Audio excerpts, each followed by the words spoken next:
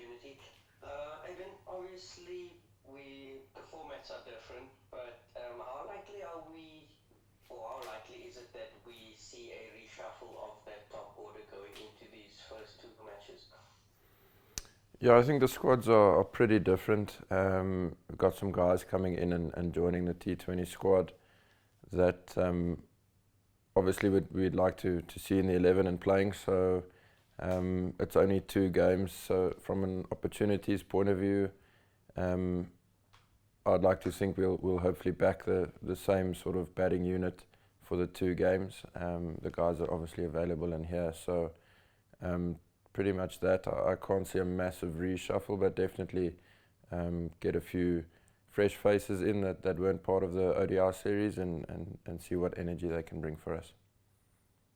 And if I can just follow up on that, if you could just, from an opponent's point of view, if you could just speak about the growth of Irish cricket in the last few years, and what, how do we look to nullify the threats that they may pose?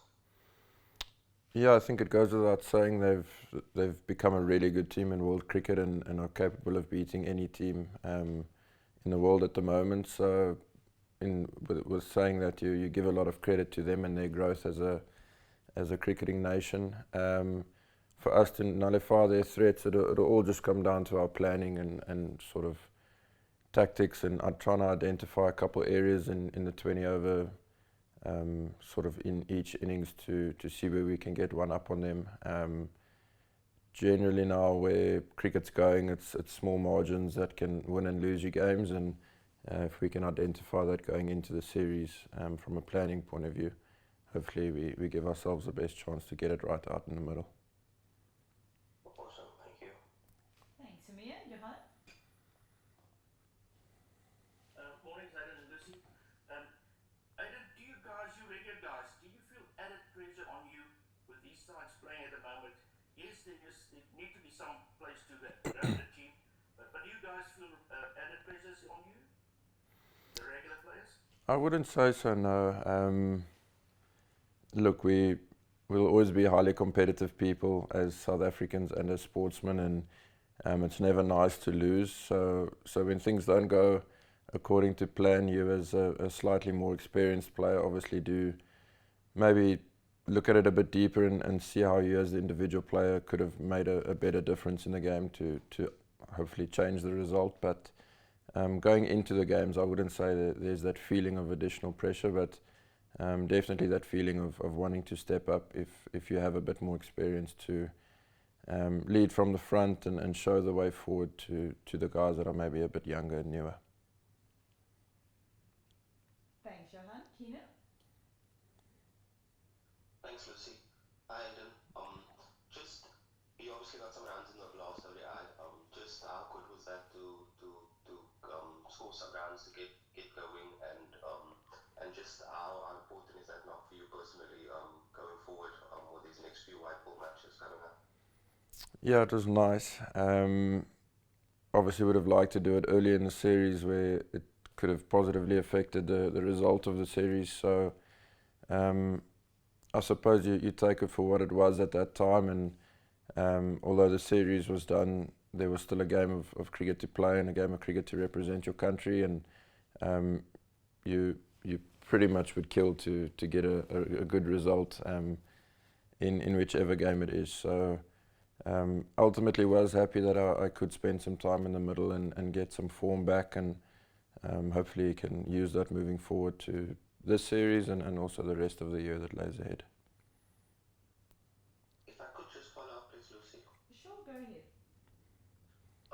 Aiden, there were a few youngsters also who batted in the middle order in the past few ODIs.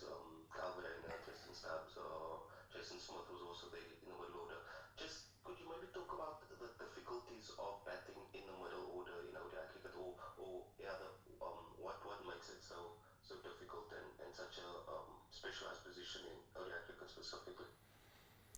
I think it's pretty much every situation that you walk into will be different each game. So having a way to counter that as the batter, and then ultimately conditions as well. So you think back to this ODI series, conditions especially in the middle, once the ball got a bit softer and started spinning a bit more, was really tough. So you learn the best through experience, and as tough as it was for us in the middle order, I think there'll still be some really good learnings for us to take moving forward, especially, like you've mentioned, some slightly younger guys. So you deal with those challenges, and you get a little bit more clear with your plans, having played a few more games, I would say. So yeah, great learning curve, but yeah, batting in the middle order, especially in conditions like that, it can be quite challenging.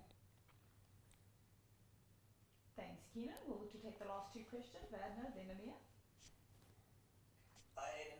Just on that last point of you doing well in the last ODI match, is there any specific reason why you aren't in the squad for the ODI series against Ireland?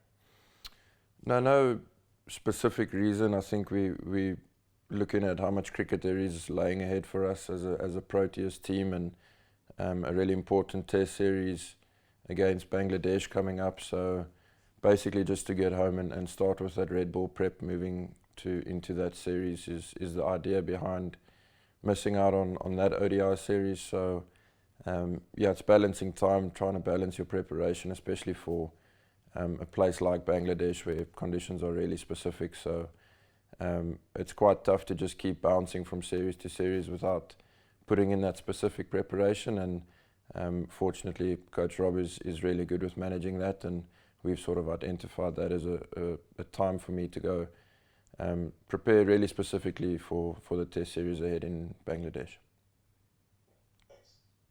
Thanks, Vanna. And then just to conclude, one more from Amir. Thank you, Lucy. Yeah, Aiden, I'm not sure how much you know or how much experience you have about playing in Abu Dhabi, but if you could maybe speak about the similarities between that venue, if any, the similarities between that venue and the one we played the ODI series in, and just how that would dictate the the bowling lineup we go with in the T20 series. Yeah, I think generally this part of the world it can all be relatively similar, so I wouldn't expect too much of a difference from a conditions point of view. But having said that, when we get that side later today and tomorrow, we'll really have a look at the conditions, and then ultimately you pick your best 11 that we have here to do well in those conditions. So if it's going to spin, we'd like to think you play your spinners. If we feel the seamers are going to have a massive role based on conditions, then you back that. So yeah, we'll have to make that call obviously when we get there and we see conditions, but generally would expect it to be relatively similar to the ODIs. Great stuff, thank you. And safe travels. Thank you. Thanks, Amir. Johan, I do see your hand is up, so we'll quickly wrap with yours and then conclude the press conference. Thank you, Lucy. Aiden, everyone fit and able to play in the squad? I think so, yeah. Like there's so much cricket happening, but if I think back to the ODI series, I can't think there was anyone injured or out because of fitness, so it seems like everyone's good to go.